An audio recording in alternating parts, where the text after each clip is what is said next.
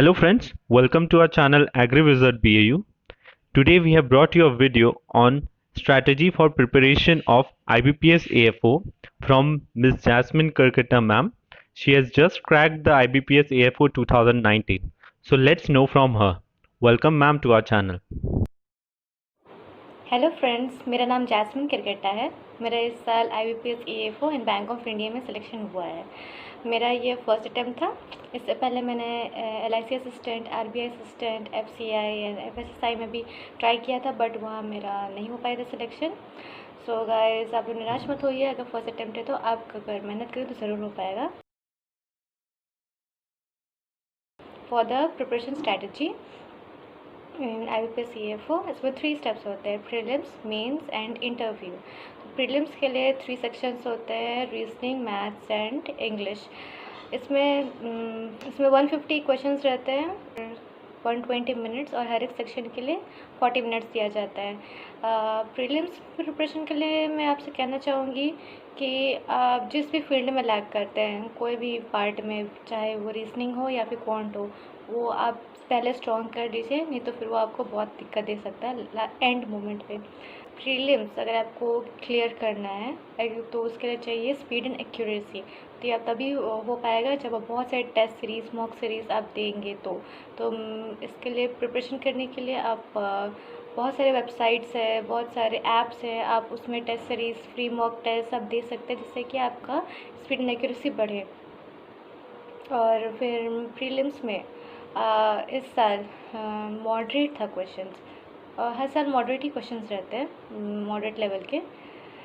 इसके एक छोटे से टिप देना चाहती हूँ प्रीलिम्स क्रैक करने का, कि जब क्वेश्चंस अटेम्प्ट करेंगे तो question number 1 to question number 50 इस फ्लो में मत जाइएगा। फिर आप देख सकेंगे कि अगर बड़े बड़े क्वेश्चन हैं, जैसे कि पजल्स है रीजनिंग में, तो फिर वो मैं कहूँगी कि फर्स्ट मत कीजिए। जो भी छोटे क्वेश्चन है, जैसे कि ब्लड रिलेशन, डायरेक्शन, ये इनइक्वालिटीज़, ये लॉस, ये जो क्वेश्चन है, आप पहले अटेम्प्ट करने की कोशिश कीजिएगा। क्योंकि अगर पजल करते करते अगर टाइम चला जाएगा तो ये सारे क्वेश्चन छूट जाते हैं, जो बहुत ही स्कोरिंग होते हैं। एंड में आपके पास आराम से आपके पास 10-15 मिनट्स रहेगा, जिसमें आप पजल्स आराम से क्वेश्चन कर पाएंगे। सिमिलरली फॉर क्वांट के लिए मैं कहना चाहती हूँ, जो भी लेंदी क्वेश्चन है वो एंड में क्लियर रखिएगा। एंड जो छोटे छोटे क्वेश्चन, सिंप्लीफिकेशन एंड जो कोडिंग रहता है, रॉन्ग नंबर सीरीज़, ये सारे आप पहले करने की कोशिश कीजिएगा। और वर्ड क्वेश्चंस ये सब लगाने का पहले ज़रूर करने की कोशिश कीजिएगा। इस साल का जो कट ऑफ था वो प्रीलिम्स था और ST कैटेगरी के लिए 26, और मेरा मार्क्स आया था 33। और बाकी सारे कैटेगरी के लिए, जैसे कि जनरल के लिए था 36.25, OBC के लिए भी 36.25 और SC के लिए 36.13। और सेक्शनल कट ऑफ जो रहते हैं वो इंग्लिश, रीजनिंग और मैथ्स के लिए 3.25, 7, 5.25 ऐसे रहते हैं। तो आप आराम से स्कोर कर पाएंगे अगर आप छोटे छोटे क्वेश्चन पहले आप क्लैरिफाई कर पाएंगे तब। प्रीलिम्स होने के बाद तुरंत 1 मंथ में मेंस हो जाता है। तो इसके लिए मैं कहना चाहूँगी कि आप मेंस का प्रिपरेशन पहले से करते रहे। 3 to 4 मंथ्स थोरो आप इसके लिए पढ़ाई कीजिए। मेंस के लिए प्रिपरेशन के लिए बहुत सारे मॉड्यूल्स आते हैं। मैंने फॉलो किया था गुरुकुल अग्री के मॉड्यूल्स, 12 मॉड्यूल्स थे। मैंने इसको थॉरली पढ़ाई किया था फॉर 3 to 4 मंथ्स।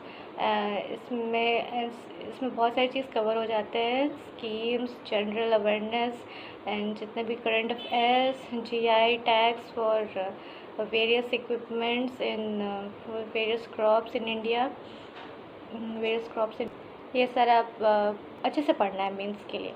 और जो मेंस के लिए जो पढ़ना है वो है नीमराज सुंडा और अरुण कत्यान, ये मत छोड़िएगा, ये बेस है। इस साल ऑलमोस्ट 10 to 15 क्वेश्चन अरुण कत्यान से, नीरज सुंडा से आए थे, तो थॉरो होना चाहिए सारा बुक्स।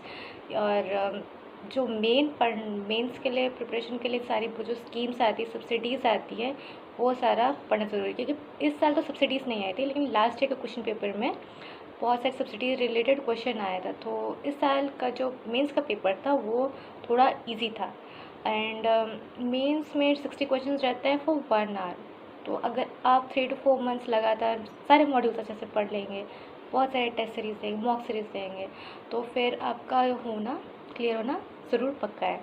फिर अगर इस साल का मेंस का जो कट ऑफ था वो था जनरल के लिए 30, OBC EWS के लिए भी 30.75 ही था, ST के लिए था 26 और SC के लिए 28 था। मेरा ST कैटेगरी से था तो मुझे 33 मार्क्स मिले थे।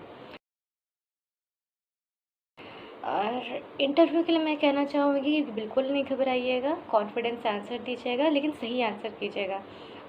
इससे जनरली आपसे स्टेट से रिलेटेड क्वेश्चंस पूछे जाते हैं एंड जो भी क्रॉप्स वहाँ पर लगते हैं, आप जो यूनिवर्सिटी से बिलोंग करते हैं एंड आपके स्टेट में कोई रिसेंट न्यूज़ है उससे रिलेटेड क्वेश्चन आते हैं and little bit banking awareness से क्वेश्चन आता है, जैसे कि सारे बैंक्स नेशनलाइज कब हुए थे, कितने बैंक्स नेशनलाइज्ड हुए थे, सारे बैंक्स के इस्टेब्लिश डेट, जैसे कि RBI, NABARD, RRB। मुझसे तो NABARD का इस्टेब्लिशमेंट डेट पूछा था, तो आप इस्टेब्लिशमेंट डेट ज़रूर याद करके जाइएगा for interview. So final cut off for interview था जनरल के लिए 64.8 और OBC के लिए 64, SC के लिए 56, ST के लिए 53, EWS के लिए 62 मार्क्स था। मुझे 56 मार्क्स आए थे, जिससे कि मैं क्वालिफाई हो गया, मुझे bank of India as AFO appoint किया गया। So this was my story. आपकी भी अगर ये फर्स्ट अटैम्प्ट है तो बिल्कुल ना घबराइए, 3 to 4 मंथ्स अपना फुल ऑन हार्ड वर्क कीजिए, आपका ज़रूर क्वालिफाई हो जाएगा। और जी बिल्कुल छोड़िएगा मत, मेहनत मत छोड़िएगा। तो कम से कम 3 to 4 months full on hard work दीजिएगा, जिससे कि आपका ज़रूर क्रैक हो पाए। And don't forget to like, share and subscribe agrivisit BAU, जहाँ आपको मिलती है एग्रीकल्चर से रिलेटेड ढेरों सारी न्यूज़, जॉब अपडेट्स एंड ऐसे IBPS AFO एंड ढेरों सारी जॉब से related information. So keep sharing. Thank you.